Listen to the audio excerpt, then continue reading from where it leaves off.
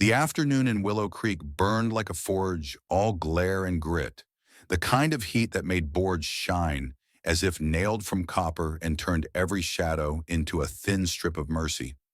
Samuel Hayes told himself he had come for a sack of flour, a length of chain, and a box of nails. Nothing else. He tied his gelding at the trough, dipped a ladle, and felt the town's noise tug at him, the way a strong river pulls at a boot heel. A crowd jammed the main street around a rough wooden platform, faces tilted, voices pitched high on the kind of excitement that smells like cheap whiskey and mean laughter. Samuel's jaw set the way it did whenever a storm crawled the horizon. He drifted closer anyway. On the platform stood a young woman with rope marks at her wrists and dust on her cheekbones, like war paint applied by the road itself. Her dress was torn at the shoulder hair, the color of dark copper tangled into a snarl that had chosen defiance over beauty. She looked no older than 23, and her eyes were the oldest thing in the square. A deputy kept a hand on her elbow, not because she would fall, but because he feared what the crowd might do if the rope slackened. Beside them, Josiah Pritchard, an auctioneer who could grin while a church burned, lifted his hand for quiet. The square did not fall silent so much as lean in to listen. Pritchard talked of fines owed and provisions stolen of a girl found in the canyons, living like a creature of thorn and bone, of the county's purse and the need to settle accounts. He used the word wild the way a man uses a whip. A few men laughed. A few women clucked tongues as if they could wash their hands clean of the moment by rubbing them together. Someone shouted to know her name. The girl lifted her chin a fraction and said very softly, "Elena." The sound was not a plea. It was a stone placed on a grave so Wynne would remember it. Samuel had every reason to keep walking. He had seen mobs before, and the way a town could borrow a little cruelty and convince itself the debt belonged to someone else. He had learned the hard arithmetic of stepping in and of stepping back. But when Elena's gaze found him across the press of hats and faces, something old and stubborn stirred under his ribs. It was not romance and not pity. It was the bone-deep recognition a man feels when he sees another soul backed into a corner and still choosing where to put their feet. Bull Morrison shouldered to the front, red-faced and soft around the eyes in the way of men who think money buys them the power to never be told no. He drawled a number that made the crowd snicker. Elena turned her head and spat into the dust. The sound landed like a nail struck true. The deputy slapped her out of reflex and then looked startled by his own hand, which is how a town teaches itself what it will allow. Samuel stepped onto the platform. The boards creaked once beneath his weight and then decided to hold. His voice carried without him raising it. He said he would satisfy the county's claim, all of it, and throw in the deputy's time besides. Pritchard's face flickered the way a lantern does when it tastes a sudden gust. The crowd hissed and swelled, hungry for more spectacle. But the look in Samuel's gray eyes made the nearest men shift their boots as if a splinter had found them. Bull Morrison barked that Samuel was a fool. Samuel did not look at him, which hurt worse. Coins changed hands. The deputy cut the rope. Elena did not rub her wrists this time. She studied Samuel as if measuring the distance between mercy and obligation. "You did not buy me," she said. "I am not a thing." Samuel nodded once. "You are not," he said. "You are also no longer theirs. What you are next is yours to decide." He stepped down and left his back turned to the crowd, because some doors you close by, refusing to watch what is on the other side of them. At the livery, he loosened the knot on a small clay-colored mare with a white blaze, and the stubborn idea she was bigger than her bones. "Can you ride?" he asked, and only after did he remember the question was an insult. "Better than the men who chased me," she said. "Good," he answered and handed her the reins. She lifted to the saddle as if air had hands, and for the first time there was the faintest quiver of something that might become trust, not toward him, but toward the road. They rode west with the sun lowering behind them like a lid. Willow Creek thinned to brush and scrub, then to the long breathing of the open. Samuel kept his horse at a pace that would not make a pony blow, nor an argument rise. He did not speak unless necessary. Elena did not speak unless silence became a danger. Coyotes started up when the dark pooled in the low places. He led them to a stand of cottonwoods, where water showed itself without boasting a spring he had used since before his beard went to iron. He built a small fire and set his coat on the far side of it, neither offering nor withholding. When he laid the first tin cup near her knee, he looked away, so the gesture did not feel like a favor. "You left them with their money and their laughter," Elena said at last. Her voice had lost the square's edge and found something flatter, the tone of a person testing ice. "That was always theirs," he said. "I wanted what was mine." "Which is?" she asked. "The right to sleep tonight without deciding what I should have done." She sat with that for a while as the sparks climbed and died, then said, "I have learned that every hand held out to me held a rope." He poked the coals so the fire would not lie. "I do not hold a rope," he said. "I hold the reins of my horse and a cup for your water. If you run in the morning, I will not chase you." She did not thank him. Gratitude is a language you forget when the world tries to wring it out of you for its own comfort. But when the coyotes fell quiet and the wind changed, she tipped the tin cup a second time and did not leave her saddle blanket for the trees. He slept with his back to a cottonwood and his hat over his eyes. Twice he opened them to find the dark had shifted, and twice he saw her silhouette against the low fire knees, drawn knife in hand, watching the spaces between the trees instead of the man across from her. Both of them understood that this was a kind of peace. Dawn came with a silver rim and a thin chorus of birds that had learned to sing before the hawks woke. They drank from the springs, splashed their faces, and rode without a word for an hour, the kind of quiet that says everything you need to know about two people who are not trying to own each other's stories. When the windmill at Triple Creek groaned into view and the barn threw a long shadow out into the grass, Samuel felt the weight of the day settle into a shape he could carry. Elena's posture changed a finger's width. That slight drawing up the body makes there is a wall ahead, and you will not be the first to blink. Tom stood in the yard with a broken stirrup and an expression like weathered pine. He gave Elena a single look and then told Billy to quit staring unless he wanted to wear a horsefly on his tongue. Miguel lifted 2 fingers from where he sat mending harness, the kind of greeting that admits a stranger to the possibility of bread. Samuel slid from the saddle and said to Elena, "You owe no hours and you can leave at sundown. There is a bunk and a basin and stew at dusk if you want them. Answers can wait." She stared at the doorway as if it might bite, then walked past him and put her hand to the corral rail. The clay mare blew softly and leaned her head into Elena's shoulder, like a question that has finally found its answer. Samuel felt something in his chest stand up straighter, and then he heard hooves on the far ridge and knew that the quiet he had bought would cost more before it turned to peace. The hoofbeats came slow at first. A metronome of trouble ticked out along the ridge, then gathered themselves into something that made the cattle lift their heads and breathe steam. Jake Morrison rode at the point with 6 men strung behind him, like bad decisions, torches pitching orange into the blue of evening. The yard went still in the way a field does when hawks fix their wings. Samuel stepped down from the porch and let the door swing closed behind him. Tom straightened near the corral without looking like it. Miguel eased a shoulder, the kind of motion that finds where a rifle might be, if a rifle were needed. Billy tried to look ordinary and failed loudly. Jake reined in with a smile that put no crease near his eyes. The kind of smile a man wears when he thinks a town will vote his way, because it has always been easier to go along. "Evening," he said, and the word came out like a boot heel on a cricket. "Heard you picked yourself up a problem that used to be the county's. We've come to pick it back up for you." His hand twitched toward the rope coiled on his saddle horn. Not much effort, just good manners. Elena had been a shadow at the barn's edge, all quiet, and held breath watching the angles a body can run if it must. At the twitch of Jake's finger, she stepped from the shadow and into the yard. The torchlight found the cut above her brow. From the windmill pulley that morning, the rope burns faded to yellow at her wrists, the way she did not bow her head when men spoke. "You will not throw that rope," she said, and there was nothing raised in her voice. It landed the way a flat rock lands on still water, clean and sure. Jake chuckled the way a bully chuckles when a dog bares teeth through a fence. "Not after you, honey. After what you took. You think I don't remember a brother made a fool of in the square because a man with coins decided to buy himself a story where he looks like a saint?" Samuel did not look at Elena, which was a mercy in itself.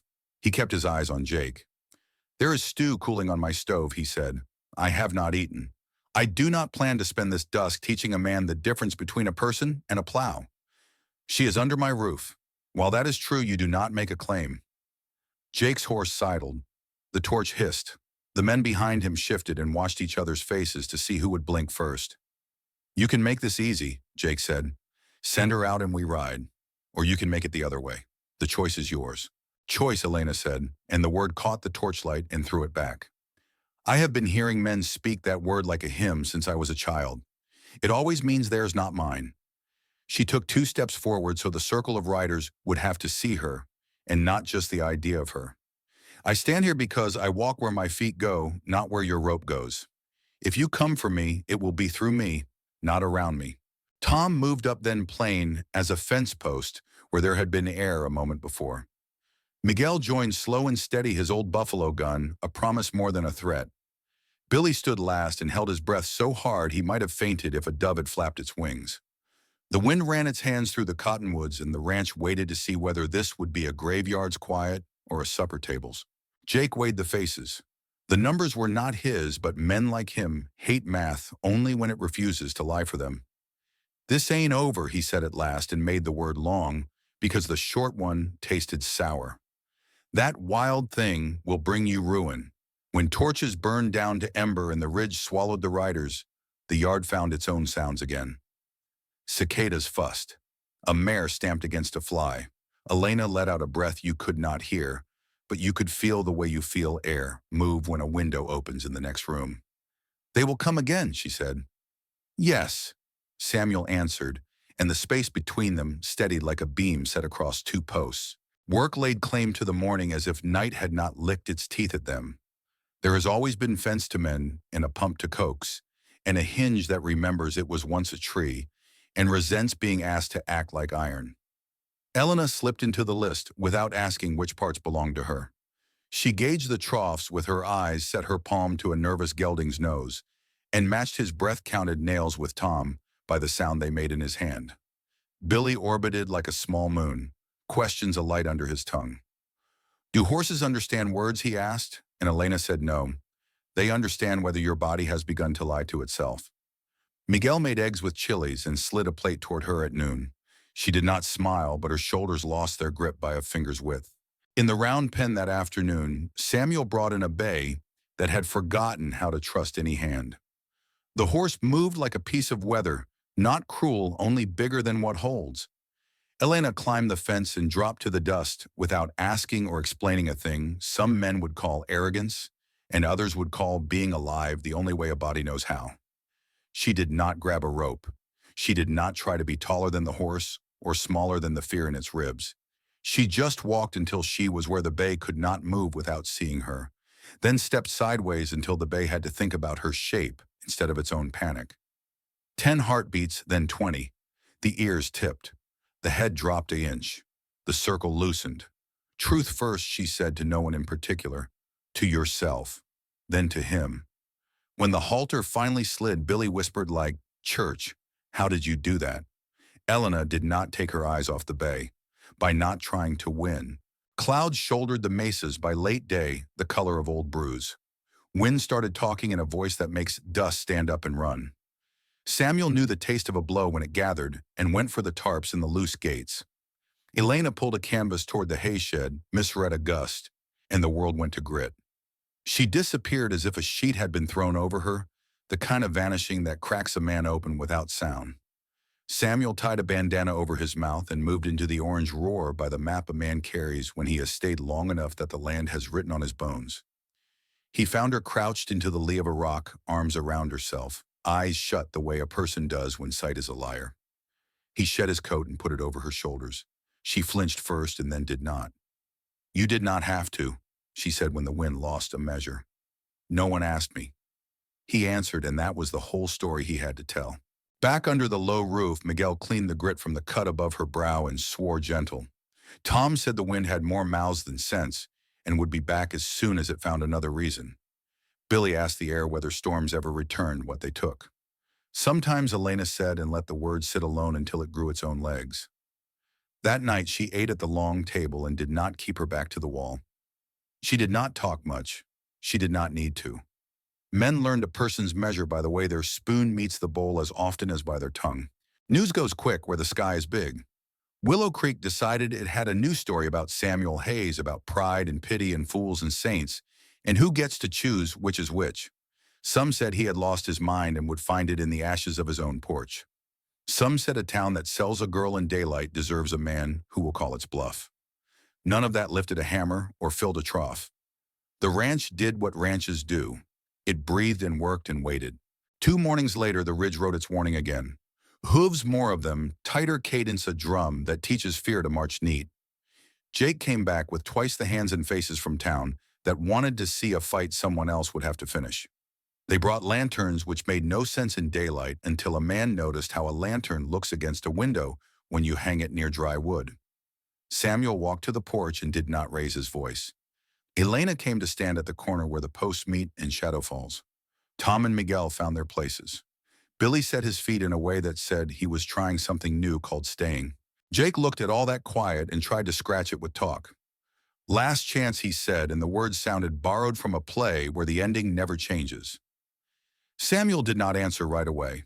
He studied the hands that held the lanterns, saw which ones belonged to men who would drop them when a shout told them to, saw which ones belonged to men who would lower them carefully because they had seen barns burn and remembered what it did to a valley. Then he said, "We are not starting anything today. You want to be the storymen, remember wrong, light your fire. You want to be the men who rode away because someone met your eyes and did not blink. Pick up your pride and ride home with it still in the saddle. There is a silence that comes before a gun goes off and another that comes after a choice has been made, and we do not yet know it." The yard held the second kind. A rider at the back coughed the sound honest and human. Jake swore softly and moved his reins. "Not today," he said, and tried to make it sound like strategy, not math. They wheeled slow, and the dust took its time again. When the last horse's tail slid behind the cottonwoods, Elena let her fingers ease on the post.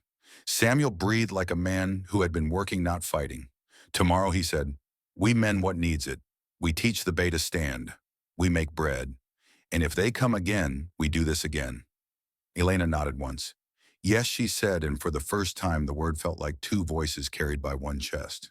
The morning after felt like a held breath, released the kind that leaves a person lightheaded and steady all at once. Chores threaded themselves through the yard, and hands found them without asking who owned what. Elena rolled a barrel to the pump, set her shoulder against it, and drew water in a rhythm that made the wood sing. Tom checked the fence line with a mallet and a pocket full of nails.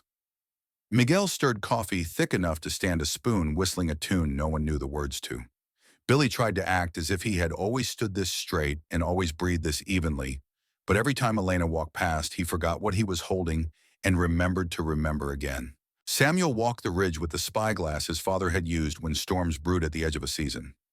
The land wore its usual face, all gullies and grass, and a sky so big it made pride look small. No dust line curled where riders might pull themselves together into a problem. No smoke lifted from a far barn. The quiet was honest. When he lowered the glass, he saw Elena in the round pen with the bay practicing the kind of patience that looks like doing nothing and is in fact the hardest work on earth. The bay had learned to lower its head a fraction and to keep one ear turned her way when it circled. That was enough for a morning. After breakfast, Tom hauled out a crate of old iron that wanted a new life. Hinges to be cleaned and oiled. A gate latch that would be a latch again if someone reminded it how. Elena sat on the porch step with a rag and a tin of oil and worked each piece until it gleamed dull and useful. Billy hovered nearby, pretending to whittle. He failed at pretending and succeeded at hovering. "You always know what to do with your hands," he said. She did not look up. "When you have nothing else, you notice the small tasks that keep a day together." He nodded as if this had been his own thought all along. By noon, a rider appeared from the town road. Not Jake Morrison, not any of his swaggering friends. A boy with a hat too big for his head and a paper rolled tight in his fist. He pulled up, shy, looked at Elena, looked away fast, and asked for Mr. Hayes. Samuel came from the barn, wiping his hands on a rag. The boy held out the paper as if it might bite. Judge Blackwood wanted presents in Willow Creek by tomorrow afternoon. "A hearing," he said, tripping on the word. "Town barn. Everyone." The boy swallowed. "About the matter folks been talking on?" His ears went red. Samuel thanked him with a coin and a cup of pump water. The boy drank like he had run twice what he had.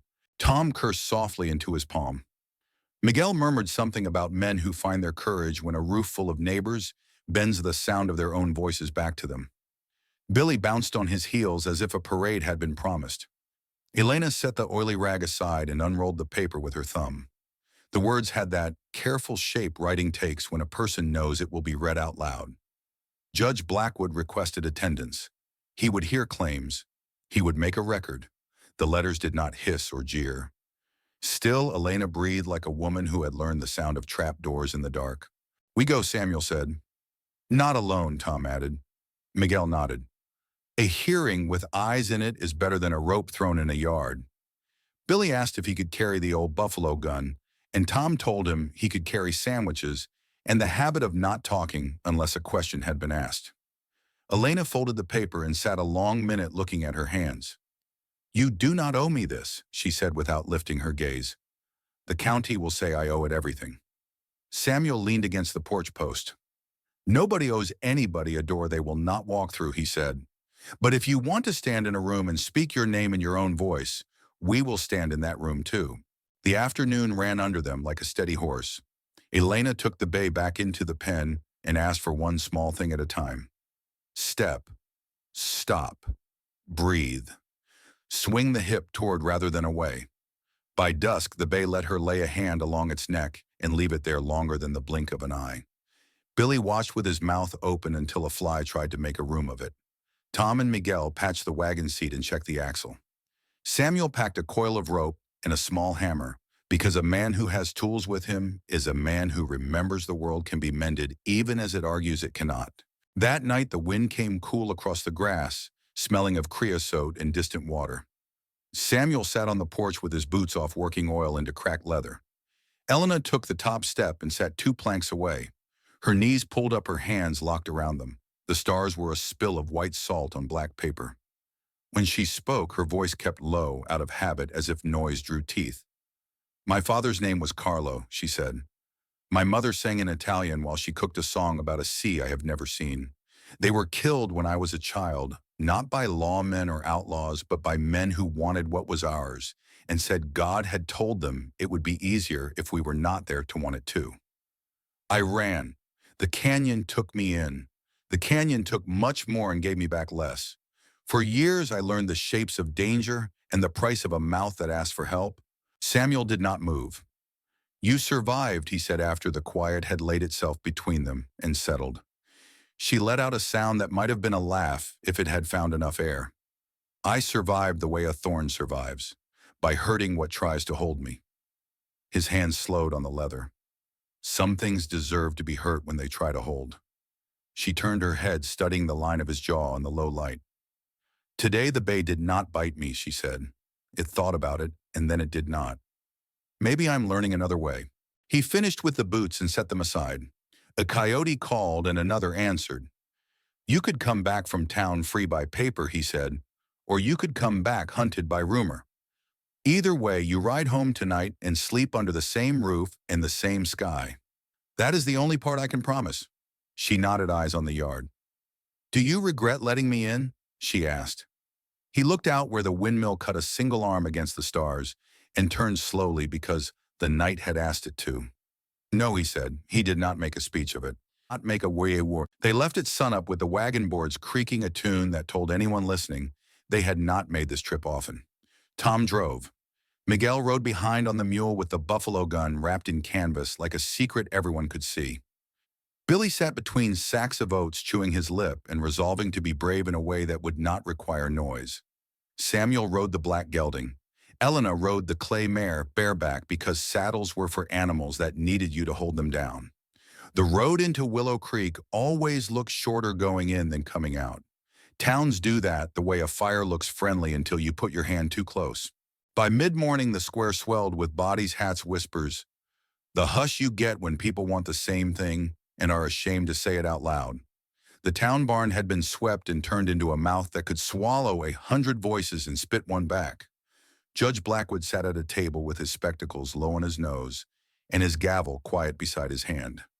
His hair was white and his eyes had the tired kindness of a man who has had to tell too many neighbors they were wrong in front of one another. Jake Morrison held the middle of the room like a thorn holds the inside of a boot. Bull stood beside him, larger and angrier, red bleeding into his neck. Pritchard preened off to the side, pretending to be one of those neutral objects that find their way into every bad story and emerge polished. Women lined the back with arms folded, faces set.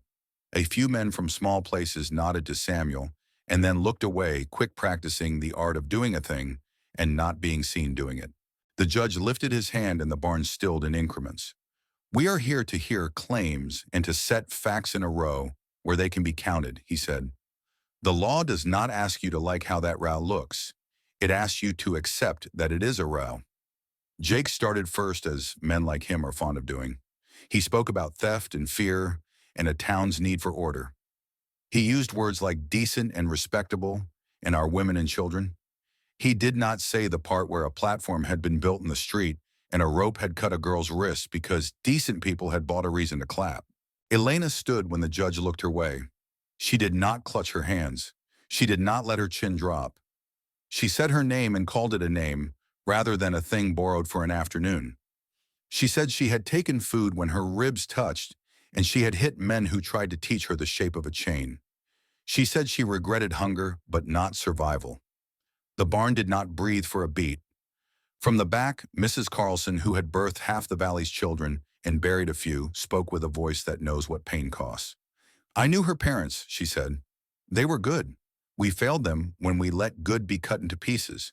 We will fail again if we call this child a thief and ourselves decent." The judge's eyes moved over the faces and saw which ones had come to cheer and which had come to listen. He tapped the gavel once, not to silence, but to steady. "Miss," he said to Elena, "the county ledger will want pennies for bread you took. I will write those pennies in my own hand. As for the rest, no one will lay claim to a person in this room and call it law." A murmur ran through the crowd, ugly and relieved at the same time. Bull sputtered. Jake's mouth went tight as a knot. The judge lifted a palm and flattened the sound. "This hearing will not end with fire in the street," he said. "It will end with the only thing a town keeps when it has burned every other thing it owns. The truth of how it treated one of its own." Elena sat. Samuel let the breath he had been keeping find its way out. Outside the barn, wind chased dust up the alley and knocked a loose sign against a wall. The world continued as it often does when people inside a room promise to be different and must prove it again tomorrow. The barn let them go like a lung emptying after a long, hard breath, and the square filled with the small sounds people make when a verdict is still walking from ear to heart and has not yet found a chair to sit in. Some men avoided Elena as if freedom were a fever that might catch. A few women stepped aside with a quiet tilt of the chin that meant you were seen. Pritchard slid along the edge of the building like grease runs where it is not wanted. Bull stared at the dirt as if it had spoken ill of him.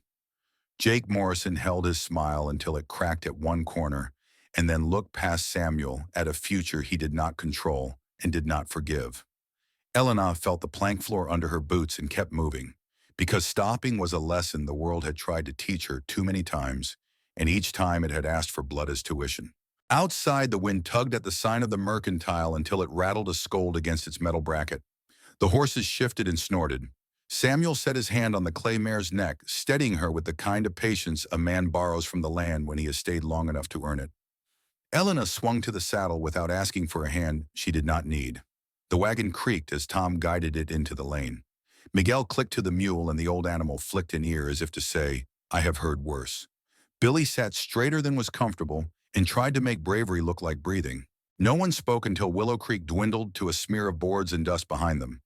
Even then it was the road that spoke first, each wheel finding its old song on the ruts, each hoof taking its turn. Finally, Elena said in a voice that carried its own echo, "I heard my name in a room, and it did not break me." Samuel nodded, though she was not looking his way. "Paper has its uses," he said. "You do not owe paper your story." She let that settle, and then surprised herself by answering, "I am tired of being only the things that hurt me." He glanced at the sky where a hawk rode its slow circle. "There is room enough here for more than hurt," he said. "The work will make sure of it." Back at Triple Creek, the yard met them with its honest list. A gate to be mended, a hinge to be coaxed, a calf bawling for a bucket and a hand. ordinary things that set a heart back into its ribs where it belongs. Elena slid down and loosened the mare's cinch palm on warm hide, the animal's breath fogging her wrist. Tom lifted his chin the way he did when he chose to speak for the whole place without making a sermon of it. "You are home so long as you stay," he said. Miguel set a pot on the stove, and the cabin began to smell like beans and peppers, in a day that would end with full bowls. Billy tried out a grin and found it fit. Supper was loud in the small ways that make the big silences easier to carry. Spoons knocked bowls. Someone told a story about a coyote that learned to open the latch on the chicken run and how it had stared at Tom as if to ask, "Do we share or do I take?" Elena ate with both hands around the bowl, as if warmth could climb her arms to places cold had lived for years. When laughter came, it came from low in her chest, unfamiliar but not unwelcome. The sound of a room checking to see if it might hold this new weight without sagging. Samuel did not say much. He watched the space between eyes and the way shoulders lowered one finger width at a time. Relief is a work animal, he thought, and it needs feeding.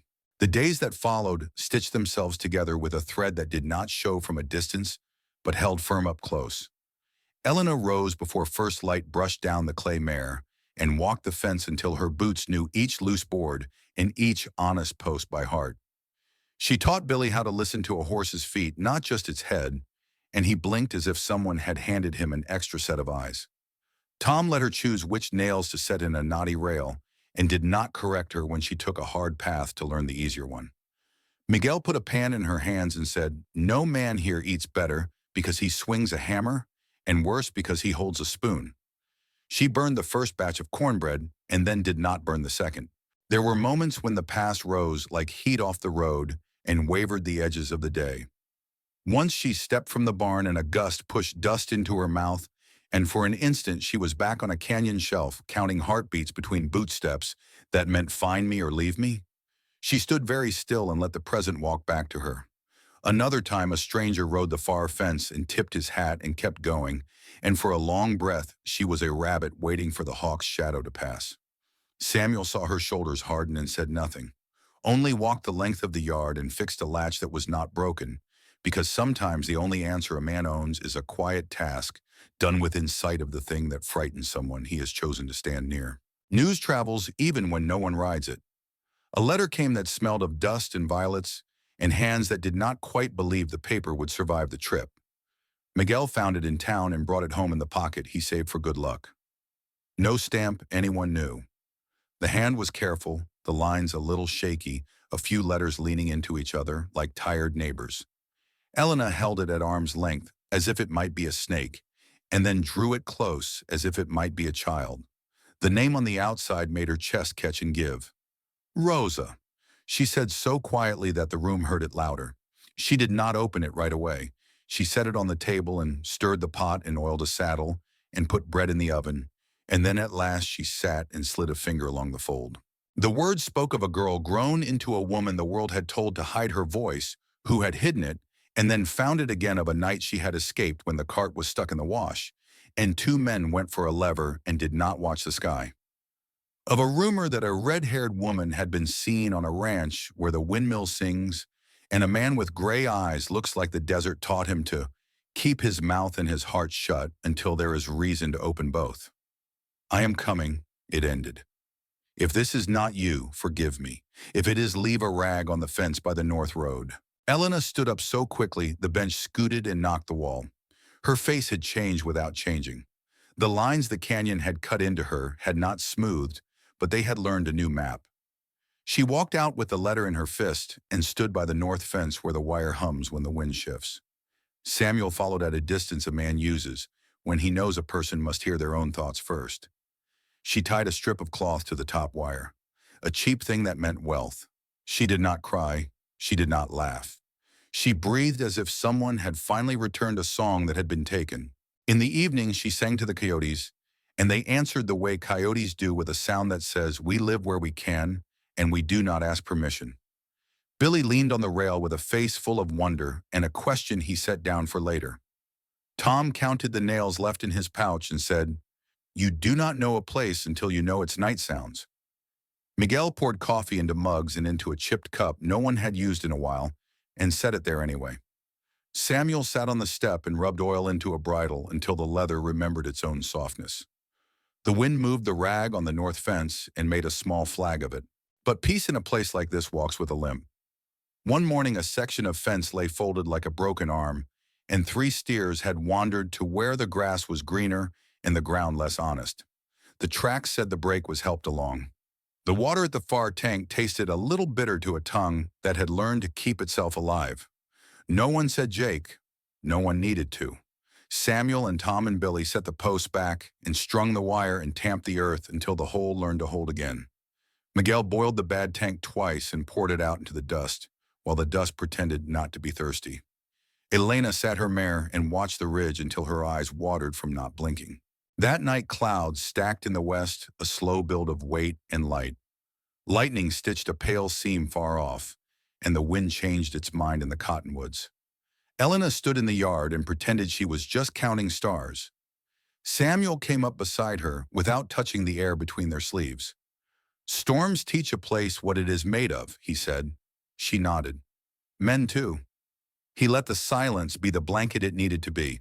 After a long minute, she said, "I am afraid that when good knocks, it is only bad wearing a new coat." He breathed out through his nose and into the cool. "I am afraid of the same thing," he said, "but I have a door now, and it has a latch that works. If bad comes wearing good, it has to step over our threshold to prove it. We will see the seam in the coat." The first drops fell fat and widely spaced, darkening the dust like spilled ink. The rag on the north fence snapped once in the freshening wind and held. Elena tipped her face to the sky and let the water trace old maps. Samuel watched the yard and the line of the ridge and the place where the road from town becomes the road to home. When the rain found its own voice and began to speak in a tongue, "Roofs and horses understand," he said. "Tomorrow we haul the calves from the low ground. Tomorrow we hang a lantern at the north post at dusk. Tomorrow we put flour in the bin and call it enough." She said yes, and the word felt like standing in a doorway, while weather passes and knowing the hinges will not fail. The rain worked all night, not hard enough to break anything that needed keeping, just steady enough to soak the ground and rinse the taste of old dust from the leaves. By morning, the yard wore a darker shade, the kind of brown that promises grass if a person is patient. The rag on the north fence hung heavy and sure, a small flag that meant more than any banner a courthouse ever raised. Elena checked it before coffee palm on the wire cheek to the cool iron, as if listening for news that traveled along fences like gossip along a porch rail. They hauled the calves from the low ground as planned, 2 at a time. Wet hide slick and sweet under rope. The bay gave her its shoulder without question now, not because fear had vanished, but because it had found a place to sit down and rest. Tom set posts where the storm had taught the fence its weak places. Miguel ran a lantern wick through his fingers and smiled to feel it new and clean. Billy tried to whistle and made a wheeze instead. When the sun thought about resting, Samuel hung the lantern at the north post and struck it to life, a single eye in the tall grass. They heard the hooves just after dark. Not many, not the cadence of men trying to make a point by being loud. One horse tired. The lantern swung its small circle of light. A rider came up the road, slow shoulders bowed in that particular way of people who have learned too often that asking is dangerous. Elena stood in the yard without moving her feet. When the rider slid down, the mare nosed his shoulder as if greeting a brother. The figure pushed back a hood, and there it was, a face she knew the way a hand knows its own scar, even if years had tried to erase it. "Rosa," she said, and the name widened the dark until it held them both and did not try to make sense of anything. They did not run to each other. They walked as if the ground might crack if they went too fast, as if time needed a chance to watch and approve. Then they were close, and their arms did what they had always done, wrapped and held fingers in hair foreheads pressed. Rosa laughed and cried at the same time and said nonsense words in a language learned from their mother that had never been written down anywhere Samuel had ever seen. Elena shook as if shaking were a kind of prayer. Billy stared until Tom's hand found the back of his neck and turned him gently toward the house and the good work of warming a pot and finding a towel. Inside the cabin became a place for small miracles. Miguel put dry socks into Rosa's hands and apologized that they did not match, which made Rosa laugh, as if matching had ever saved a soul. Tom found a pallet and a blanket. Samuel stood near the door because doors are where men who know about weather station themselves. He met Rosa's eyes and saw the same hardness Elena wore, tempered by the way the corners softened when Elena's voice reached her. "Thank you," Rosa said to him, and he shook his head because thank you can be a rope too if it isn't careful. "You came to a lantern," he said. "That is the way it should be." They ate at the table like a small church, taking communion after a long fast. Rosa spoke in the slow pieces, not a story so much as knots tied along a length of cord. She had hidden in a boarding house kitchen for a year, slept in a hayloft, cleaned rooms in a mining camp, where the men did not bother to hide their knives. A woman in town had heard the hearing would be held and had sent word to the next valley over a rumor with a name attached. Someone said Elena, and someone said windmill, and someone said gray-eyed man, and it had been enough. "I did not expect a lantern," she said. "I expected to knock and not be heard." "Tonight you knocked, and we answered," Samuel said. "Tomorrow you do not have to knock." Elena looked at him over the rim of her cup, and the look contained the whole day, and the long years behind it, and something future besides. When the lamp burned low, they spread blankets under the window where the breeze knew how to be gentle. The coyotes kept their own counsel. Rain dripped its last drops from the eaves. Morning made the place ordinary again, which is what blessing looks like when it wants to last. Rosa woke with her cheek creased by the weave of the blanket and apologized for taking space and air in daylight, which made Miguel threaten to feed her twice on purpose. Elena led her to the corral, and the clay mare snuffed and snorted and decided Rosa was a thing to be tolerated, then accepted. Samuel strung a length of wire while the sisters traded fragments of memory back and forth and stitched an old cloth into a new garment that fit today's weather. Around noon, Billy rode in hard from the east pasture, his face the color of old paper. "The far tank," he said, stopping the horse too close and almost catching his knee on the post. "It tastes wrong again." And the fence at the arroyo was cut in the night. Samuel did not cuss. He wiped his hands on a rag and set his hat on his head, the kind of motion that tells the body what comes next. Tom got the tools. Miguel took the canteens. Elena swung up without a saddle, and Rosa reached for her arm without thinking, and then stopped and let go, because the new way of things requires new reflexes. The arroyo showed them the same story told with new punctuation. Wire-bowed posts, twisted tracks, a mess on purpose, as if someone had learned how to spoil news. The tank had a film at the edge that slicked under a fingertip. Samuel poured it out onto the ground while the ground drank, as if any water were good water and could be trusted. He boiled a little and poured again. Tom reset the posts and made the tamping a lesson for Billy, because learning makes fear useful. Elena rode the ridgeline and saw nothing but the sort of emptiness that sometimes hides men better than shadows do. They were halfway back when thunder rumbled too close for the small stack of clouds shouldering up in the west. Rosa shaded her eyes. "That is not storm," she said, and Samuel heard it. Then not thunder, but hooves against the hard floor of a dry wash. They came up from the south in a fan, not many, but enough men who had learned from the last two visits to bring a smaller number and worse intent. No lanterns, no talk. One lifted a bottle with a rag stuffed in its throat and grinned like a boy daring the stage to call him brave. The grin cut off when Elena put her mare between the rider and the fence and stared until his horse remembered how to move backward. Samuel did not reach for his colt first. He reined the gelding to stand square and put both hands where the men could see them, palms visible the way a man does when he means to speak plain. "You will not light fire here," he said. "You will not pour poison into water meant for calves and people who have done you no wrong. You will take your small anger away and feed it to a creek somewhere until it cools." The man with the bottle shifted in the saddle, torn between the power of a match and the strangeness of a voice that had not trembled when it should have. Jake was not with them. That made the closest rider bolder and stupider in equal measure. He kicked forward, swung the bottle, and Elena moved without thinking about moving. She reached, caught the neck of the glass, and turned it in one line that dragged the man's wrist off its easy course. The rag fell to the dust. Tom's boot found it and ground it into the earth as if breaking a snake's head. Miguel's old gun sketched a small arc that drew the eyes of everyone present to the truth that sometimes stories do in the old way, if a person insists. The men looked at each other in the way men do when they have come to play villain and discover the stage is too small for the shape of it. One swore at the others. Another led his horse back a step and then pretended the horse had decided the matter. Samuel kept his voice even. The judge wrote a row of words you do not have to like, he said, and the town put its mouth around them and swallowed. You can either chew on that until it nourishes you or spit it back up and choke later. Either way, you are leaving the fence line now. They did not cleanly, not proudly, but they did. When the dust lay down again, Rosa let out the breath she had been holding and then laughed because the sound of fear leaving the body sometimes comes out as joy. Billy whooped and then pretended he had whooped at a hawk he had seen, and not because his knees had wanted to knock. Tom grunted approval into the fence post he was tamping and made sure to tamp harder than the moment required, because a man should earn his right to feel large.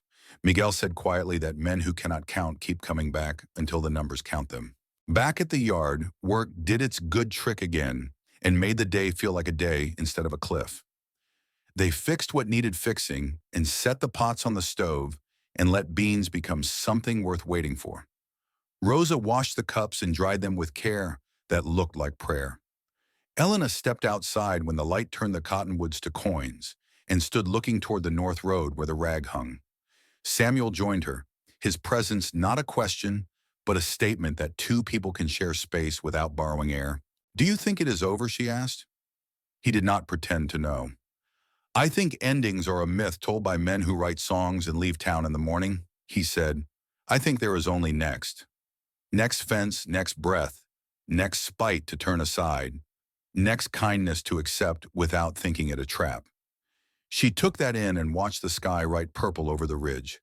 Rosa leaned at the door and said, Our mother used to say the same thing about hunger and full bellies. There is only the next bowl. Samuel smiled at the porch rail. Your mother was right, he said, and then added, the judge did one good thing today. He gave the town a story it can tell about itself that might be true if it keeps practicing. After supper, they brought the chairs outside because the night was too fine to waste on walls. Miguel picked a tune out of the dark with a harmonica he kept as a secret from most people. Billy tried again to whistle and found the note he had been hunting. Tom told a joke so old it grew new. Rosa fell asleep sitting up her head on Elena's shoulder, the weight so familiar it filled a room that had been missing a piece of furniture you could not name until it returned. When the stars were fat with light, Elena spoke without opening her eyes. I am learning to be a person without a rope in my hand, she said. Samuel answered, I am learning to be a person who opens a door and does not stand in it to see if the person he opened it for will make him regret it. They sat with that, and the wind made a sound in the cottonwoods like paper being turned and read slowly and carefully so the corners would not tear. Sometime later, when the night had settled so deep, the coyotes spoke softer. Out of respect, hoofbeats came again. Not many, not fast. Samuel stood but did not reach for the gun first. A single rider came into the yard and stopped in the lantern's small circle.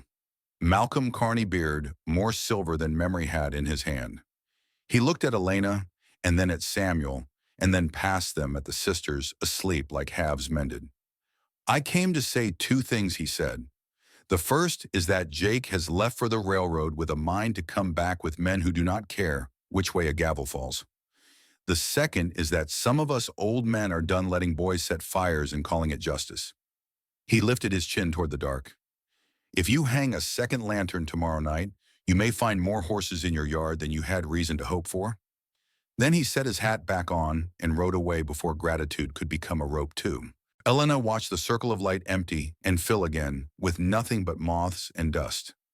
She did not say thank you to the dark. She said quietly, we will need more flour. And Samuel laughed, once the honest kind that turns war into work and work into a plan. Tomorrow, he said. Next. The next morning came with work already waiting in it, as if the dark had spent the night making a list and laying tools where hands would find them. Samuel and Tom hauled a coil of new wire and set it under the porch, a promise to the fence that it would not be asked to hold alone. Miguel measured out flour into sacks that could be tied tight and thrown to a wagon bed without bursting. Billy oiled the lantern that would hang beside the first, his tongue caught in the corner of his mouth, the way it did when he cared about getting something right. Elena and Rosa stood at the north post and studied the ground, as if it might tell them a secret if they kept their eyes soft and their breath quiet. The second lantern hook went up with the clean thock of a nail driven into wood that wanted to be useful. Samuel took the road to town before noon, the black gelding steady under him and the spyglass strapped to the saddle flap. Willow Creek looked like it always had from a distance, and like it never would again up close. Men who had shouted loud the week before found a sudden interest in their bootlaces.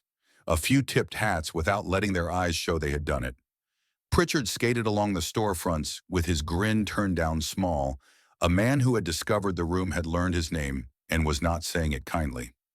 Mrs. Carlson met Samuel outside the mercantile with a loaf wrapped in cloth and a look that had delivered more babies than the valley had cows.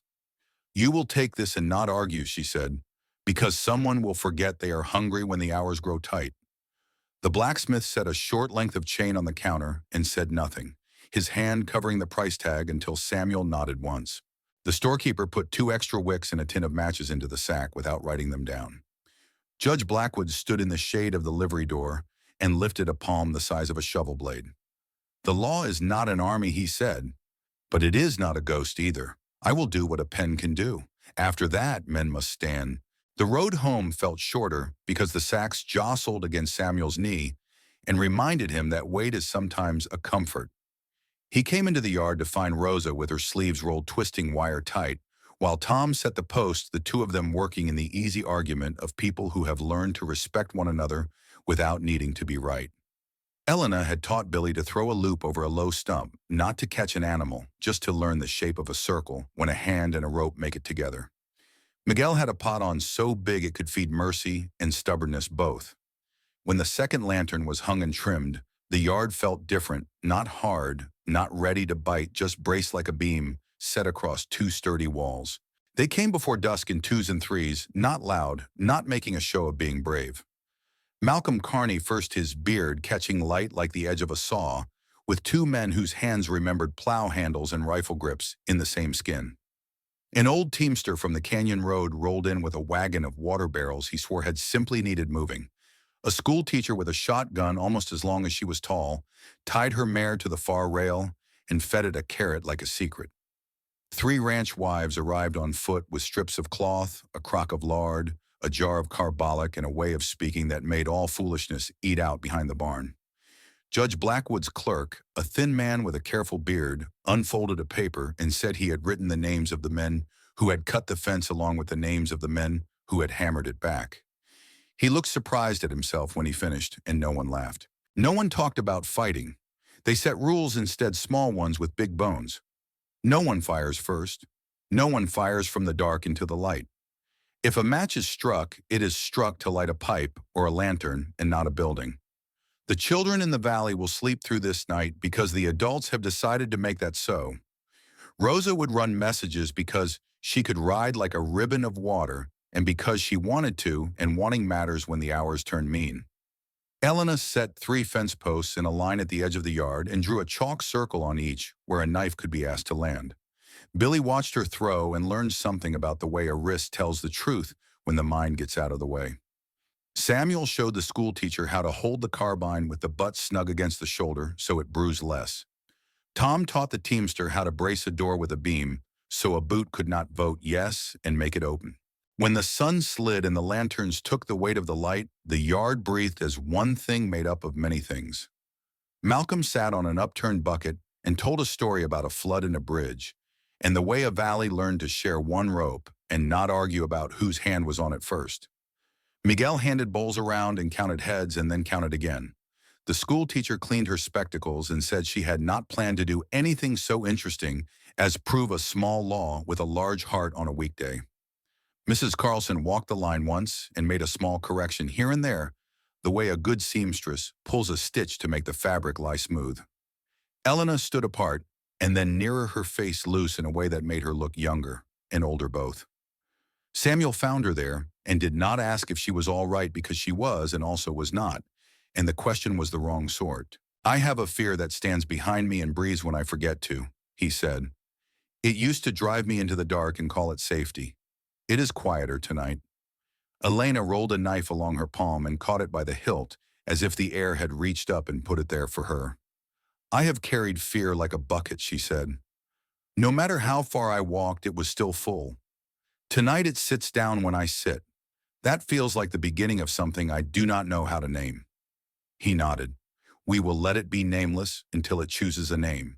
The first sign was not sound, but the way the horses lifted their heads all at once, as if a thought had passed through them that did not belong to them. Then came the faint rumble from the south. Not a train itself, but the echo of one along the rails that ran miles away, the promise that men could be brought to a place faster than decency could catch up to them. Figures slid along the low ground, careful practiced, not a mob, not a parade. Hired guns often arrived like that, quiet in their bodies and loud in their eyes. Jake Morrison rode among them, smaller than he had been when he had more noise around him. His mouth set like a man who had decided to borrow trouble and was halfway to the wrong lender. The lanterns burned steady. The second one made a ring the first one could hold hands with. Men and women stepped into the light where their faces could be seen. Malcolm rose and stood with his rifle a degree low, the language of not yet. The judge's clerk held his paper against his chest as if the words could stop a bullet by reminding it that it was not invited. Mrs. Carlson did not move. She had birthed children while storms tore roofs and had buried them when storms were kind, and no man on a horse could teach her about any kind of weather she had not already endured. Jake reined in at the edge of the yard. His hired men looked past the lanterns and found more faces than they had been told to expect. That is where the math broke and the story began to change. Jake tried to make his voice carry without cracking. Last chance, he said, and it sounded like a boy who had asked the wrong question in front of the wrong crowd. Leave the woman and we will spare the house. We will be merciful. Elena took one step forward, not enough to leave the ring of light, just enough to make all the eyes find her. Mercy is a word I will share with those who have eaten hunger and slept on stone, she said. You do not know it. A nervous hired man on a lean roan jerked at the reins and fired into the air, because fear needs to make noise sometimes. No one answered with lead. Instead, 50 small things happened at once. Malcolm lifted his palm. The schoolteacher drew a breath and did not shoot back. Tom took a step and put his shoulder against the porch post, making the porch one solid piece with the house. Miguel said steady in a voice that had taught fires to mind their manners. The sound of the shot ran out across the grass and found no echo to play with. The horses flicked their ears as if to say they had heard worse thunder. Jake reached for a bottle at his saddle and found it not there, because Elena had moved before his hand had thought to, had plucked it free when no one was looking, and passed it to Rosa, who had handed it to Mrs. Carlson, who had set it on the ground near the pump where wet things wait and dreams of flame go to cool.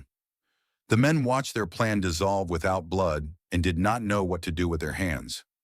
Malcolm spoke, then his voice, the same one he used at funerals and at harvest. Ride home, Jake. You will not carry a story from this yard that makes you the hero. You will carry a story that says you met your neighbors and found them standing. There is no profit in that for you, but there is less shame than the other kind. For a moment the night tilted toward the old way, where one hot thought can turn a crowd into a river that cannot read its own banks. Then the hired men began to count faces instead of stories, and their horses felt the counting and wanted to leave. A man at the back said quietly, I am not dying for this, and no one told him he was wrong. Jake spat the way a man spits when his mouth tastes of his own plans. He turned his horse. The line bled backward into the dark along the low ground where water runs and bad ideas follow it downstream. They did not run, they did not boast, they left. The lanterns hissed once when the breeze shifted and then remembered their work. Someone laughed and turned the sound into a cough. Rosa leaned her forehead against Elena's temple and made that small sound women make when they have managed fear into something softer and their bodies are surprised to still be standing. The schoolteacher wiped her spectacles as if they had misbehaved by fogging at the wrong moment. The judge's clerk folded his paper and tucked it away as if it had done a job which perhaps it had being named in the light, where men in the dark had to decide whether they wanted their names answered by it. Samuel exhaled a breath he would have denied holding. He looked at Elena and saw not victory, not an ending, just a line of work stretching out of the lantern light and into tomorrow. Next, he said. She nodded, her mouth a thin smile that knew itself. Next, she said back. Malcolm clapped him once on the shoulder and left his hand there a heartbeat longer than men do when they mean only politeness. Mrs. Carlson collected the strips of cloth and the jar and told Billy to carry the pot to the pump so it would not burn. The knight leaned in and found there was room for it without pushing anyone off their chair. When the yard thinned and folks found their own roads, the second lantern burned lower and steadier, as if it had discovered that its job was not to be bright, but to be constant. Samuel trimmed the wick and hung the tin of matches on a nail, where a hand could find it in the dark without looking. Elena stood with her fingers brushing the hook, not holding it, not needing to. Fear was still there, but it had a place to sit that was not her lungs. The wind ran through the cottonwoods and made the trees speak their paper tongue. The house behind them breathed alive. The sisters went inside. Samuel watched the north fence a while longer and then followed, leaving the lantern to keep its small watch until morning asked to be let in again. Morning found them soft-eyed and sore in the good way, as if the night had been a long-held plank finally set down. The second lantern still glowed a thread of orange wick, a stubborn coal glass fogged with breath that was not breath. Samuel lifted it, trimmed what was left, and set it on the porch rail to cool. Elena stood with a mug and watched the yard learn its usual steps again, chicken scratch and rope hiss, and the slow thud of Tom's boots on the boards. Rosa came out with her hair braided to her shoulder and the look of someone who had slept inside safety and wanted to hold it without squeezing. Work put its hands on everything. Mrs. Carlson returned with bandage scraps and a list of names for who would take which night should the lanterns be needed again, then stayed for coffee and the kind of silence that does not ask for payment. Malcolm and the men who had come before dusk rode the fence line once more, not to patrol so much as to leave their horses' scent on the ground where hired hooves had tried to learn a map. The school teacher went home with the carbine wrapped in a shawl and the bright dub of someone who had been useful and would be again if asked. The judge's clerk sent a sheet of paper later that morning, neat lines noting who had stood in the yard under the light, which names had ridden away, and 3 other names he had gathered from wagon tongues for the fence cutting. He did not write the word warrant. He did not need to. Jake Morrison did not show. His brother Bull was seen at the saloon holding a glass he did not drink, and looking at the door the way a man looks at a road that refuses to run only downhill. Pritchard smiled at passing dogs, and they chose other shadows. Willow Creek learned the shape of a different story in its mouth and practiced saying it without choking. The town was not a hero, but had for once not chosen to be a villain. And that is how some places start to change. At Triple Creek days, stacked into a low-fine wall that could keep weather and memory at their honest distances. Elena and Rosa fell into the twin rhythm sisters find when they finally stand in the same doorway again. They cooked side by side and burned nothing. They strung a line between 2 cottonwoods and hung shirts that had learned to be clean. They rode the pastures in a loose line, with Billy bouncing at their heels, and when a calf wedged itself in a sage clump, they freed it with rope and laughter and a well-placed shove. The clay mare, once stingy with trust, began to follow Rosa, the way water follows a small grade, as if the ground itself had tilted toward kindness, and the animal had only needed the excuse. Samuel watched all this without crowding it. He fixed hinges and sharpened chisels and kept the pump honest and the windmill from sulking. At dusk, he cleaned the lantern chimneys and hung them back on their hooks, not as a dare to the dark, but as a habit. Habit is a bridge a person builds when one night went right and they would like the next to cross in the same place. He and Elena spoke when speaking had weight and let everything else pass between them, like the small breeze that moves a curtain without making a show of it. There were moments when her hand brushed his sleeve and stayed an inch longer than it might have the week before. And there were moments he found himself smiling at nothing a man could point to, which is one sign among many that a house is doing its work. One noon, a writer from the rail town brought a thin note stamped by the judge and folded twice. The clerk's careful hand again. It said Jake had left with 2 men and a suitcase of talk and had not returned. It said 3 warrants would be served before the week ended for the cutting of fence and the fouling of water. And it said the barn would be available again if any neighbor wished to put a name to any deed that had not yet been named. The note smelled faintly of dust and ink and something like hope. Samuel read it on the porch and set it beneath the lantern tin where paper lived until it learned what it would become. Rain tried once more and then forgot its errand and left the sky to the hawks. The grass lifted anyway. The calves found their legs. Billy learned to throw a rope without making a knot where he did not mean one, and Tom admitted it with a grunt that translated to "well done" if you spoke Tom. Miguel showed Rosa how to coax a pot of beans to taste like a field had decided to be generous, and Rosa returned the lesson with a receipt for a sweet bread. Their mother had taught them not quite the same flour, not quite the same heat, but close enough to call the dead to mind, without calling them back to the table in a way that makes the living forget to eat. There came a day that felt like a ledge between two seasons. No wind, no hooves in places they did not belong. A sky rinsed clean of the kind of thought that makes a hand reach for a gun. Samuel came in from the far pasture with dust on his hat and found Elena by the cottonwoods with a scrap of ribbon in her hand. It was nothing cheap and sun-faded, but she held it as if it had weight. She said she had found it in a trunk at the back of the bunkhouse, forgotten from some woman who had once washed by this very pump and tied her hair with a small bright thing before walking into a day that had asked nothing more difficult of her than patience. Elena said she wanted to mark a day that had not tried to kill her. She said there had been many days lately like that, more than all the days put together across the years when hunger had been her only roof. She said she did not know how to mark it without making too much of it, and too much would scare it away. Samuel listened with his hands at his sides and his eyes steady, and said he knew a way small enough to fit and big enough to count. He asked her to walk with him to the stand of cottonwoods by the spring, just as the sun began to rest its elbows on the far mesas. They went with Rosa and Tom and Miguel and Billy in a quiet line that looked like a family that had not yet learned the word for itself. There at the spring, where the water kept its promise without sermon, Samuel stood and spoke the kind of words a man can say in front of the people who sweep his floor and mend his gates. He said he had thought himself a man built for doors and not rooms, for thresholds and not tables. He said he had been wrong and that he would try each day to be wrong in the same direction. He said he did not have a ring and would not buy one because metal did not make a promise true, and Elena laughed once at that, a bright spark that jumped and caught in every chest there, with no harm done. Elena spoke, and her voice did not tremble. She said she would never be tamed, not by rope, not by law, not by love, and that if anyone tried, she would bite and kick and cut until the trying stopped. She said she would, however, choose. She said she chose this yard and this porch and this spring, and the man whose eyes had learned to wait, and the people whose hands had learned to lift without clenching. She said she did not promise to be easy or to be gentle every day, but she promised to be true and to stand when standing was needed and to rest when rest was owed.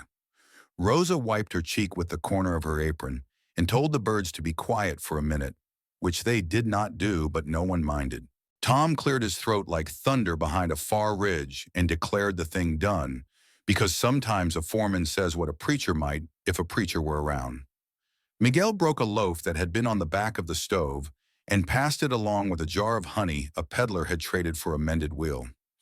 Billy whooped and turned it into a cough, and then did not try to hide his grin anymore. Samuel and Elena tied the sun-faded ribbon around the lowest cottonwood limb, not high, not where the wind would snatch it, but where a hand could brush it when a day needed reminding. That night they ate until even Tom leaned back and said enough. The lanterns were lit, though no one expected riders. Habit, again the good kind. Rosa sang a tune their mother had woven around a kitchen that no longer existed, and somehow it fit this one. Samuel sat on the step and felt the house breathe, and the yard settle and the fence hold, and the night come in not as a thief, but as a neighbor. Elena came to sit beside him, knee against knee shoulders, speaking the language people do when they are tired and happy and want to say 1,000 things and know none of them need saying.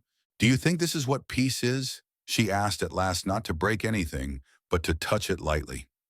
He said he did not know that peace for him had always been a room without footsteps, and now there were footsteps everywhere, and every one of them was a comfort. She said that sounded like a prayer. He said maybe it was. They watched the second lantern ease itself toward sleep, and the first hold steady, and the wind in the cottonwoods made that paper sound that always reminded Elena of a letter being opened without tearing the fold.